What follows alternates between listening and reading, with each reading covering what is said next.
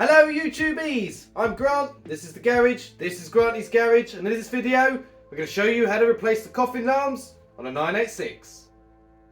For this job you will need, and bear with us, there's a fair bit of it, whatever you lift and safely hold your car up with, a range of sockets, 10, 15, 16, 17, 18 and 19 millimeter.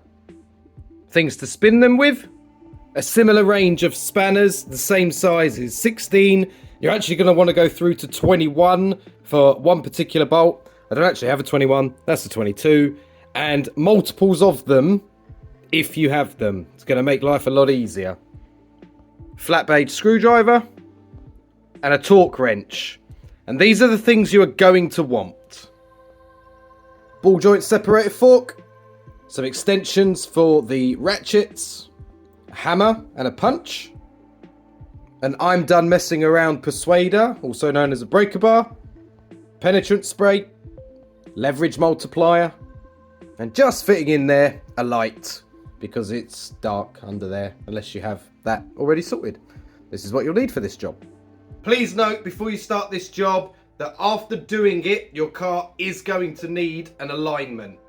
This video is part of a playlist of videos I'm putting together that's the DIY library for the Porsche 986. So if you've got one and you're finding this helpful, please consider subscribing to the channel. That's a big help for us. If you are able to and want to help a little bit more, you can join the YouTube membership from as little as £1 a month, and then we can get more videos made faster because we can get more bits quicker. Cheers. Now, aside from just replacing them because one of them has broken, possibly from an accident, these are a wear item. There are 3 bushings in these, or 3 areas that could fail. Ultimately, the rubber eventually disintegrates. You might be noticing some knocking when you're driving, and these should be replaced. So, lots of cars are now reaching the mileage or the age where you'd want to be doing this. We'll show you how it's done. If you stick around till the end of the video, I'll also share some top tips that are truly from the point of doing it DIY, providing you haven't maybe got the experience of ever doing anything like this before and you're looking to give it a go. So make sure you stick around till the end. This particular job we are doing on another subscriber's car, so if you are local to Kent in England, or want to be, and want your car having some work done, make sure you hit us up in the comments. But here is the car in question, and let's show you what we need to do first. No judgment here if it does surprise you that you need to jack the car up and take the wheels off. If you don't know how to do this, we've covered this in other videos linked below. So jack the car up. For those that don't know, the coffin arm is this one here. The actual name for it is the lower control arm. Gets the name coffin arm because of its shape. And he's attached in 3 places. Here, here, and here. These are the bolts that we're going to be undoing. On the front ones, it's going to be massively helpful to remove the tray, the under tray. To get these clips off, you put the screwdriver, as I'm doing here, up inside the clip. Once you push it up far enough, you leverage it out, and they just come out. Depending on how much of this you want to remove, you don't have to fully take it off. You'll find a selection of these clips across it, and then at each corner, a 10mm plastic nut. This is what the 10mm is for. And I'm doing a terrible job of filming, showing you where they are, but there you go. Now, despite what this footage is going to show you, bearing in mind this was the first of 4 that we did on the car, the other 3 I did the other way round. The top tip would be to actually undo the middle bolt first, which we will come to in the footage. On the top, that's a 21mm nut. Underneath the bolt is an 18. If you can get that one out of the way first, which typically have a bit more leverage space for, you will find going after the one I'm going after in the footage actually a lot easier. Now, in the footage, what am I doing? I'm taking off the hub end bolt, which is an 18mm. This one you really only can get a spanner on because you cannot get a socket in it. I couldn't even get the ratchet spanner over the top. So he is a little bit of a bugger. However, you will be able to get it off with enough persistence, even if you end up only turning it a quarter or an 1/8 turn at a time. Here's me attempting to try and fit the sockets, and you could just see it is not going to fit. So, as I say, 18mm spanner for this one. If you remove that middle nut first that you can see right in the middle of the picture, you're going to have a lot more space to spin that spanner when you get there. So, but for now, I'm loosening off the hub end. I'll speed up the rest of the clip because nobody wants to watch me do a quarter turn of a nut for 2 more minutes of footage. Now, coming on to the aforementioned middle bolt, 21mm on the top, although 22 will just about hold it for you, and an 18 on the bottom. Here I'm using the breaker bar just to get it broken loose in the first instance. You can see the bottom turned and the top didn't. And then there are plenty of places for that top spanner to be braced against for you to be able to remove the rest of this bolt. You can see now it's spinning the top, but it's moving. So now we just need to brace the top with the other spanner. Another pair of hands, always helpful, but if you haven't got it, you can just place it in the way where it will get stuck on pretty much anything else, and that will be enough to get these off. These don't typically suffer with a terrible amount of corrosion. It's a nice thick bolt, so feel free to put a little bit of welly in it. And if you can fit underneath an electric tool like an impact gun, go ahead. So we're going to go ahead and remove that middle bolt next. And again, just for the end of this clip so you can see it all, but I will just speed it up.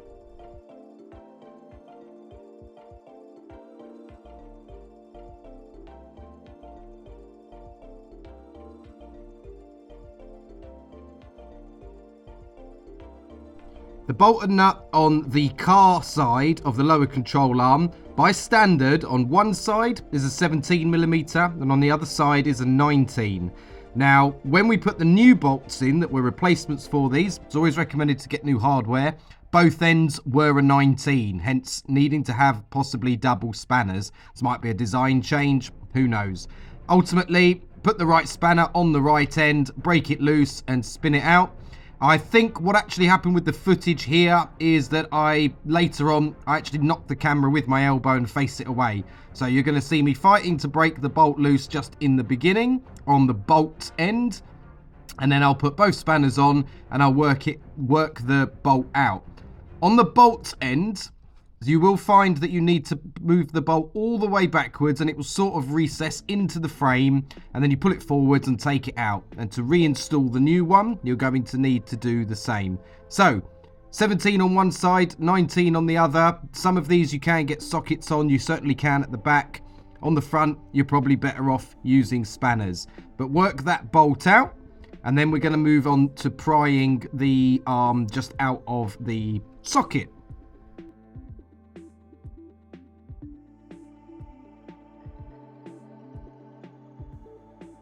And here's a very quick illustration, prying the bolt out just to get a little bit extra leverage on it, and then poking it into the frame to remove it as described.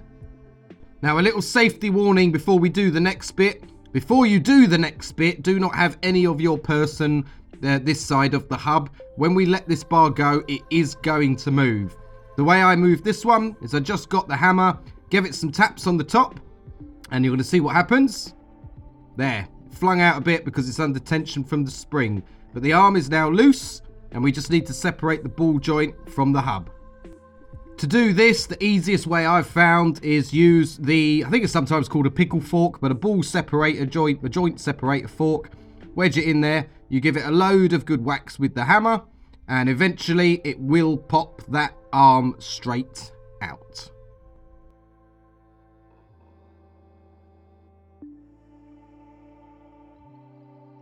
And here is the old Coffin arm. You can see where it gets the name. Out. Needed changing. The new ones typically will come with a new bolt to the top of the ball joint, but we highly recommend you change the other hardware while you're in there. Save grief later. Reinstallation is a reverse of the removal, but we'll cover the top tips on how to actually do that DIY shortly. One difference at the back is you don't need to remove the under tray, but moving this crossbeam out of the way isn't necessarily essential, but it will make it a lot easier when you're trying to get the tools in here. You have got 4, maybe 5 15mm nuts and a 15mm bolt, which I'm just going to go and remove so that you can see it coming loose, and it will come out of your way because that bolt in the middle of your picture is where the lower control arm is connected to the car. Ultimately, we want better access to get to that. And you've always got to make a nice video of the shiny new piece back in place once you have finished. Now going to attempt to share some top tips for reinstallation on with this old one here. It's very, very difficult to show it in the car because of where it is and film it and set the camera up. Don't have a lift. Ultimately, when you're reinstalling these, both at the front and the rear, the first bolt you're going to want to get in is the one that runs through the back and connects there. I would recommend on the rears, particularly because they don't have the same movement. The arm that joins onto them across like this, they don't have the same movement at the front, which is more this way. They're up and down. Is slide it into that. Don't connect the bolt. Put that one in, and then you'll know that's joined over. And always do this one last. Now, when you go to put it on, if you've done it the way we've done it, you've not removed everything because you don't need to. What you want to do is manipulate the hub to get it onto this. In the fronts, if we imagine we're doing the front left wheel, we would have the tie rod here coming off the steering rack. You want to use that as like a fulcrum or pivot point, I think's the term, and then almost lift it over onto this. It does really help to have a second person who can push this one up, but if you sit that on a jack with that bit pointing up, you will be able to, you've got plenty of play in the wheel and the hub to put it on. Does require a little bit of elbow grease. On the rear, it's very important, I found, to make sure that this joint is pointing at the right angle for it to be accepted by the hub. Ultimately, if it's pointing the wrong way, it won't travel up through the hole that it needs to for you to then get the bolt on it. I'd highly recommend put the bolt through at the back on the rear, pop the bolt in on this one, or you can leave it loose to give yourself more play, but don't tighten anything up at all until you've got all three on. And I say that for the front and for the back.